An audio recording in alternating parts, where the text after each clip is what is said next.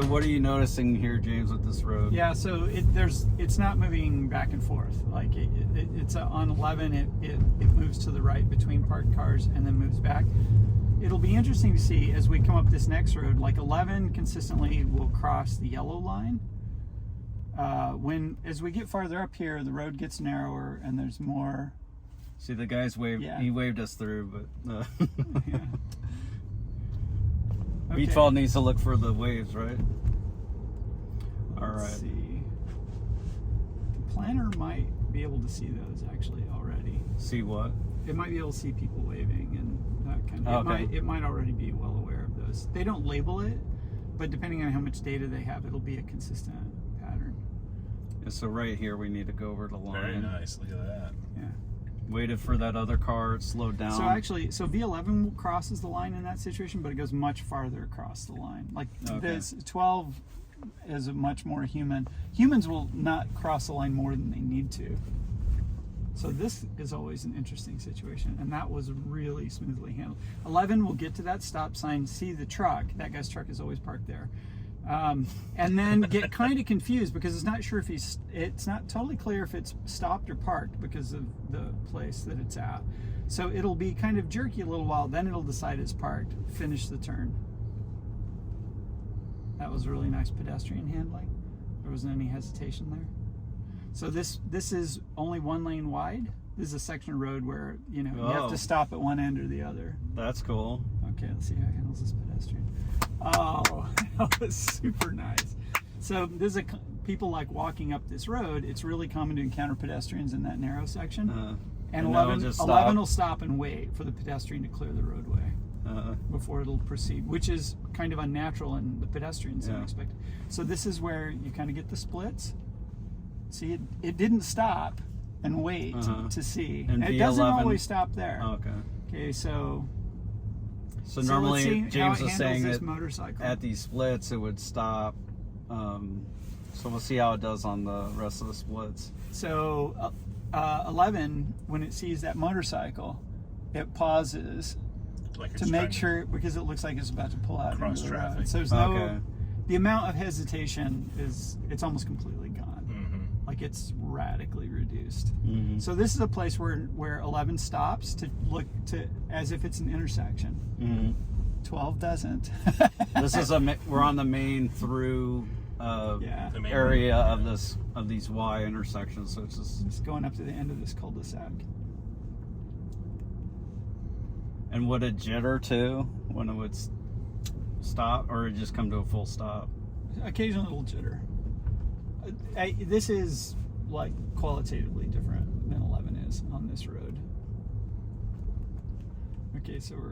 Okay, so what it just did here is what 11 does at every single one of these, except 11 will stop longer. It'll come to a complete stop. Complete stop. This only went down to 7 miles an hour. Yeah.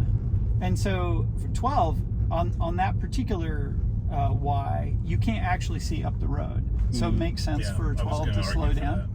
Yeah. We'll turn around here. We'll go up one of these other ones. So this is a cul-de-sac. Well, I'm curious about how it'll handle this when we get to this. So once we get to the cul-de-sac, then we'll pick one of these other ones. Can we go to that one there? That would be a long way around, but we could, sure. Here's the cul-de-sac. Let's see if it pulls over what it does here at the end. Okay. Oh, it can't actually go through. It can't go through that gate. Go through there. Interesting. It's doing a U-turn, unprompted. And I just put in a new destination. Very nice. Okay. Let's see how it does on the way down. So there's this account called Arthur from X, or Arthur on X, and he had a route where the destination didn't even take him to the cul-de-sac, and he rerouted, and it went to a nearby cul-de-sac and turned around and came back the other way. He used the cul-de-sac as a U-turn. That is, after, having been up and down these roads a bunch of times, having it not do something really Would it stop this way too? Yes. Okay. We'll stop. I mean, it's smoother going down because you're not going up the Y, you're coming down the Y. You're coming down one of the legs. But 11 will frequently, when it gets to one of these side roads, like up here, 11 would slow and sometimes stop.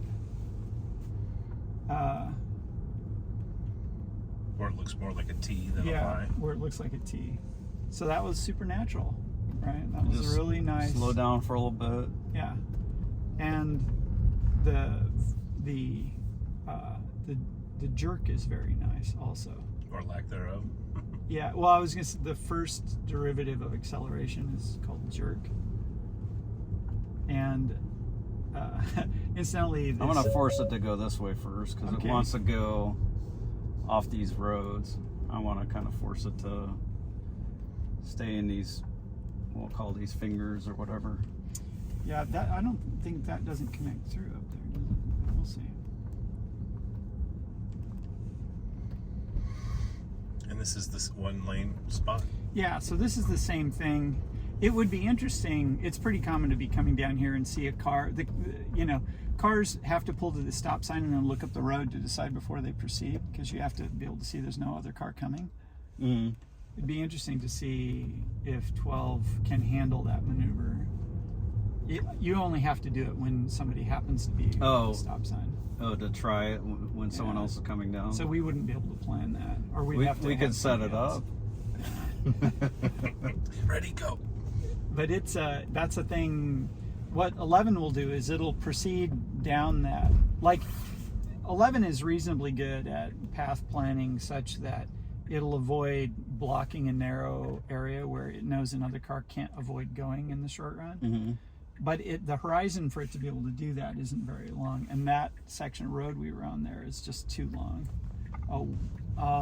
This is going to be interesting. What's challenging here? You'll see. It's a crazy turn. This is a thing that 11 can do. It does it pretty slowly, and it bumps around a lot.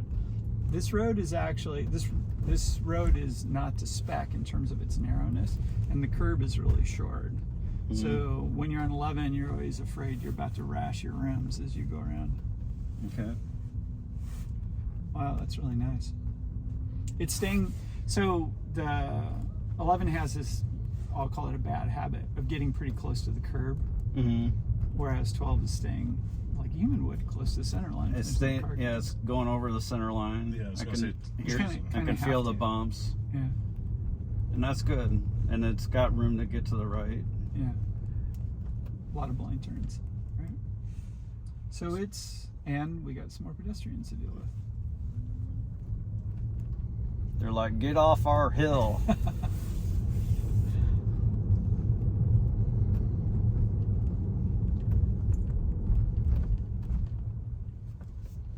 was good. I wouldn't have done any different. It's doing this as a concern. Like, people who live here drive this fast because they just drive it every day. Yeah. But this is the way this is the right way to the area would drive. Yeah. Because you don't know what's coming around the next corner, and the road is narrow.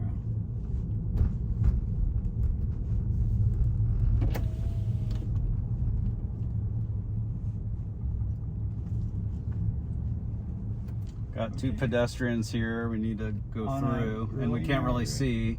Yeah. So it's just going nice and slow. Yeah, I wouldn't have done that any different. Oh, that was good. 3 Tesla house. That fellow back there with the S was the first person in this part of town to get a Tesla.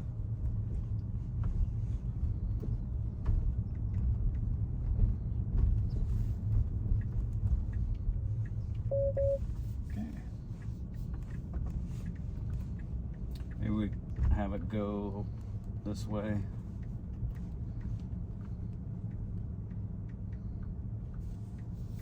Just adding that pin. So you're gonna have it go up there and do a U-turn? Yeah, whatever. Okay. Hopefully we can turn around. Should be able to.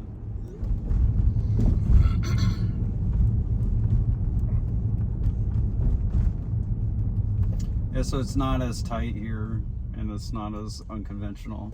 We'll just see how it behaves. This is Mansionville. So far the acceleration has been really reasonable. Do you feel it's stronger than V11 though? I feel like it is. Stronger. Like higher acceleration. There are places around here where I've seen V11 accelerate much harder than that. Especially when you have to do a left turn across high-speed oncoming traffic onto kind of a slow road. Like humans typically will do that sort of with the expectation of... So 11 does a thing where if you're on a 40-mile-an-hour road and you're turning onto a 20-mile-an-hour road, when it does the left turn, it'll accelerate as if you're accelerating to a 40-mile-an-hour road. And then it will, once it completes the maneuver, you will have accelerated to a high speed, and then it'll decelerate to this 20-mile-an-hour, whatever the target Let's see speed what would it be. does at the destination here.